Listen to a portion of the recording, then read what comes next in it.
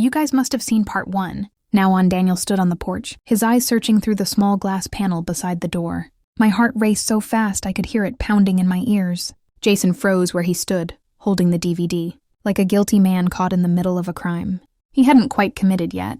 I whispered sharply, "Go to the kitchen, now." He hesitated, Emily. "Please, just go." Jason slipped quietly around the corner just as I opened the door. Daniel looked exhausted but strangely calm. He held a small overnight bag in one hand and smiled faintly. "Surprise," he said. "My meetings got canceled, so I took an early flight. My throat was dry." You're home early." "Yeah," he said, stepping inside. "You look nervous. Everything okay?" I tried to steady my breathing. The faint sound of the TV was still playing in Jason's living room next door, but the faint smell of his cologne still lingered in mine. I prayed Daniel wouldn't notice. "I was just watching a movie," I said quickly. "Alone."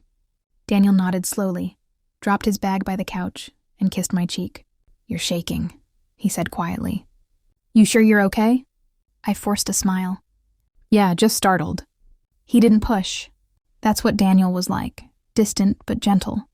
He walked upstairs to unpack, and as soon as I heard his footsteps fade, I turned toward the kitchen. Jason was gone. The back door was slightly open.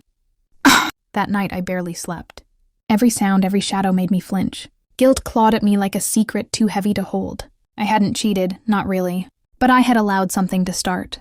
Something dangerous. And the worst part? A small, shameful part of me felt disappointed Jason had left. The next morning, Daniel was in the kitchen making coffee. "You've been up all night?" he asked. I nodded. "Just couldn't sleep." He smiled faintly. "Maybe we should take a weekend trip." "You need a break." A normal husband would have been suspicious. Mine wasn't. Maybe that was the problem. He trusted me completely. Before I could answer, my phone buzzed on the counter. A message. From Jason. "Sorry about last night. I shouldn't have come over, but I can't stop thinking about you." My fingers froze above the screen. Daniel was right there, pouring coffee into a mug. I turned the phone over before he could see the name. He handed me a cup, smiling. "You look pale." "Maybe rest today." I nodded, forcing a smile, but my heart was pounding again. I went upstairs, closed the bedroom door, and leaned against it, staring at my phone. Delete it, I told myself. Delete everything. But instead, my thumbs moved on their own. "It was a mistake. Don't text me again." He replied almost instantly. "You don't mean that. You wouldn't have let me in if you did." That line, it hit me like a confession I didn't want to face. Days passed. I tried to focus on Daniel, on my marriage, on pretending everything was fine. But Jason kept showing up, mowing his lawn when I came, outside, waving when I walked the dog, staring a little too long. His eyes followed me like a secret I couldn't escape. Then one evening, Daniel invited him over. "Jason's been helpful with the neighborhood watch," Daniel said cheerfully. "I thought we'd have dinner together." I almost dropped my fork. "You invited him here?" "Yeah," Daniel said. "He's bringing wine." My blood turned cold. Dinner was quiet, too quiet. Jason smiled politely, talking about real estate, while his eyes kept flicking toward me. Daniel didn't notice. Or maybe he just didn't want to see. Halfway through dinner, Jason said something that made my stomach twist. "So, Emily, how was your weekend alone? Hope the storms didn't scare you too much." The air froze. Daniel looked up, confused. "What storm?" he asked. Jason smiled innocently. "Oh, I just mean the thunder on Friday night. It was loud. Thought maybe she'd call for help?" He smirked slightly, eyes locking with mine. I wanted to disappear. After he left, Daniel turned to me. "You okay? You seem off." I forced a laugh. "Just tired." But inside I was breaking.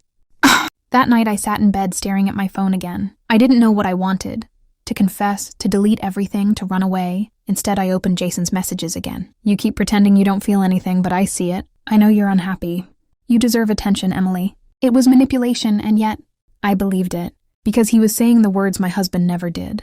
The next day, I met Jason at the coffee shop downtown. I told myself it was to end it properly. That's what I kept repeating in my head. When I walked in, he was already there, sitting in the corner, wearing that same easy smile. "Just one coffee," I said. "After this, it's over." He nodded. "Whatever you say."